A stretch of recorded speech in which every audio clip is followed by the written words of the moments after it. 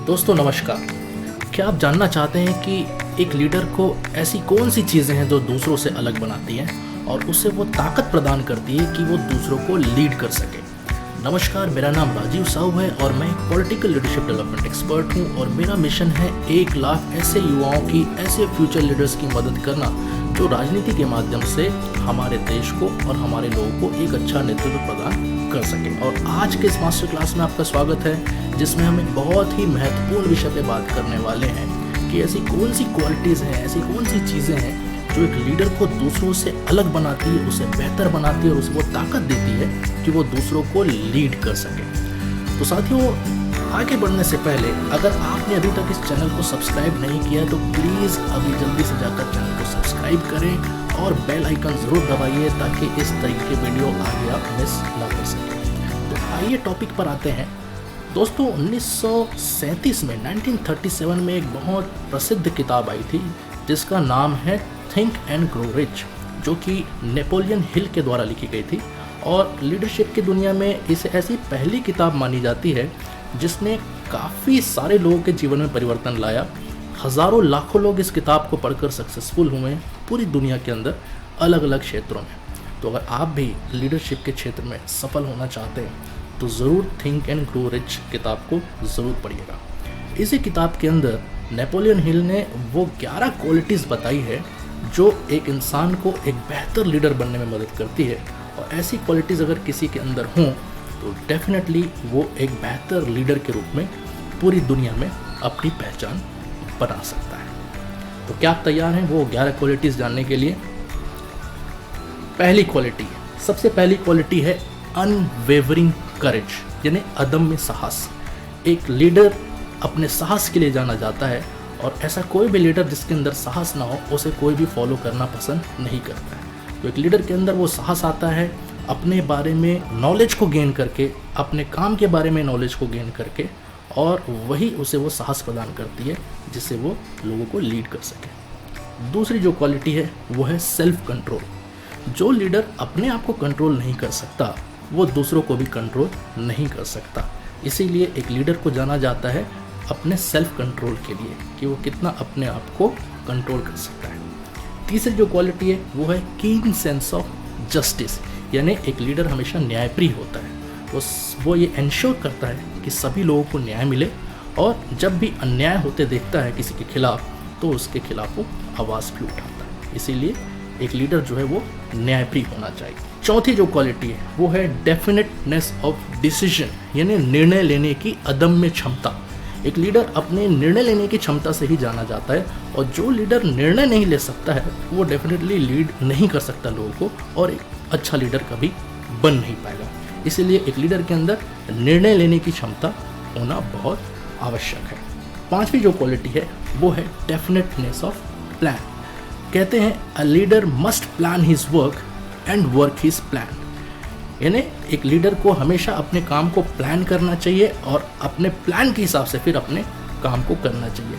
ऐसा लीडर जिसके पास कोई प्लान ना हो, कोई लक्ष्य ना हो, कोई गोल ना हो, वो कभी लाइफ में आगे नहीं बढ़ सकता और कभी भी एक अच्छा लीडर वो नहीं बन सकता। इसीलिए एक लीडर के पास हमेशा एक फुल प्रूफ प्लान होना ज़रूरी है। छठवीं जो क्वालिटी है वो है the habit of doing more than paid for, यानी जितना आपसे एक्सपेक्ट किया जाता है या जितना आपको पे किया जाता है किसी काम को करने के लिए, हमेशा उससे ज़्यादा डिलीवर करना, यानी प्रॉमिस लेस एंड डिलीवर मोर।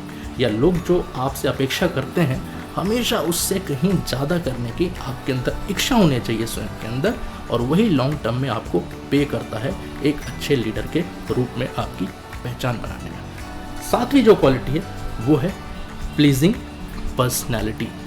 एक अच्छा व्यक्तित्व किसे अच्छा नहीं लगता। एक व्यवहारिक लीडर जो अच्छा बोलता हो, लोगों से अच्छा मिलता हो, लोगों की बात को सुनता हो, अच्छा दिखता हो, अच्छा पहनता हो, तो एक लीडर के अंदर एक अच्छा आकर्षक व्यक्तित्व होना भी ज़रूरी है, और वही एक लीडर को स्थापित करती लोगों के बीच एक अच्छे लीडर के रूप में। आठवीं जो क्वालिटी है वो है सिंपैथी एंड अंडरस्टैंडिंग। इसका मतलब होता है लोगों के प्रति सहानुभूति और समझ।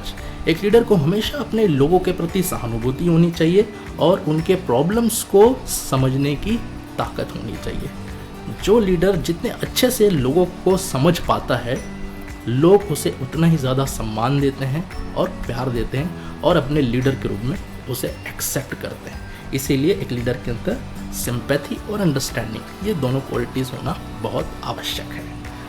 9वां जो क्वालिटी है, जो ट्रेट है, उसे हम कहते हैं मास्टरी ऑफ डिटेल्स। एक लीडर को अपने पोजीशन के बारे में, अपने काम के बारे में, अपने क्षेत्र के बारे में जो पूरी डिटेल्स हैं वो पता होनी चाहिए, कि गहराई से सारे विषयों के बारे में उसे पता होना चाहिए और किस तरीके से उसे काम करना है, समाधान करना है, आगे बढ़ना है। ये उसकी मदद करता है जब डिटेल्स एक लीडर के पास होता है। इसलिए किस स्थिति में, किस परिस्थिति में क्या निर्णय लेना है, क्या कहना है, क्या करना है, ये सारी चीज़ें डिटेल्स अगर पता हो तो निर्णय लेने में आसानी होती है। 10वीं जो क्वालिटी है वो है willingness to assume full responsibility, यानी जवाबदारी लेने के लिए खुद को तैयार रखना। एक लीडर किसी भी काम के लिए खुद जवाबदार होता है। अगर किसी चीज़ को अच्छा कर पाता है तो बड़े ही सरल हृदय के साथ, बिना अहंकार के उसे वो स्वीकार करता है कि हाँ, हमने सफलता प्राप्त की, और उस सफलता को लोगों में बांटता है, अपने साथ के लोगों से उसे शेयर करता है। और दूसरी जो बात है, अगर असफल हो जाए किसी काम में तो उस असफलता को स्वयं आगे बढ़कर उसे स्वीकार करने की क्षमता होनी चाहिए। जो लीडर दूसरों के ऊपर ब्लेम करता है, अपनी असफलता दूसरों के ऊपर थोपता है, वो कभी भी भविष्य में एक अच्छा लीडर नहीं बन पाएगा। और आखिरी और जो सबसे इम्पोर्टेंट क्वालिटी है वो है कोऑपरेशन।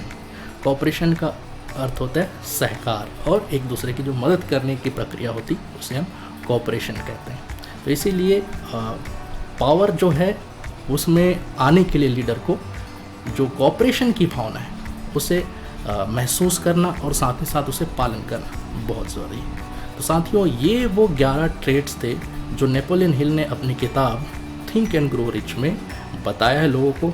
और ये क्वालिटीज़ ऐसी क्वालिटीज़ हैं कि अगर इसके ऊपर हम ध्यान देना शुरू करें और इसके ऊपर काम करना शुरू करें तो निश्चित रूप से आप भी एक बहुत अच्छे लीडर के रूप में अपनी पहचान आने वाले समय में बना सकते हैं। तो दोस्तों, याद ज़रूर रखिएगा, इस किताब का नाम है थिंक एंड ग्रो रिच, और अगर आपने अभी तक इस किताब को नहीं पढ़ा है तो ज़रूर इसे पढ़ना शुरू कीजिए।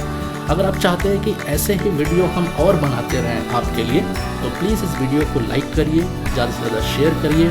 अगर आपने अभी तक चैनल को सब्सक्राइब नहीं किया है तो प्लीज़ इसे सब्सक्राइब कीजिए, और लीडरशिप के बारे में आपके लिए हम और नए वीडियोस लेकर आते रहेंगे।